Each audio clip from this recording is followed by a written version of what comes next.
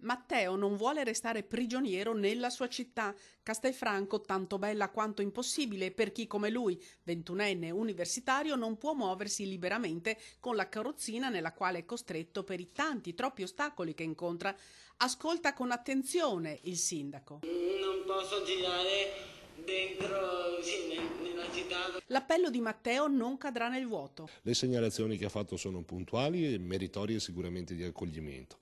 Cosa abbiamo fatto? Nel piano delle asfaltature sto facendo il bando di gara e spero di concluderlo entro il dicembre 2015. Il marciapiede di via San Martino Solferino, che è quello che è più prospiciente, insomma, l'abitazione di Matteo, verrà asfaltato. E non sarà l'unico intervento che il Comune metterà in campo per mitigare le difficoltà di Matteo e di altri come lui. Nel piano Asfalti 2016 si terrà conto delle criticità segnalate. C'era un palo di una segnaletica stradale in via Canaletto, abbiamo provveduto già a spostarlo, che impediva fisicamente il passaggio di una carrozzina ed è stato spostato. E devo fargli un plauso a Matteo perché finalmente non ha martellato il sindaco, ha detto ci vuole una coscienza civica da parte di tutti, specialmente magari su chi parcheggia le auto nei marciapiedi. Lì la sensibilizzazione deve partire dal cittadino e trovare sponda nell'amministrazione. Trovi sponda, facciamo rete in modo tale che ci sia una coscienza civica migliore di quella di oggi. Gioverebbe qualche multa per sensibilizzare chi parcheggia sui marciapiedi?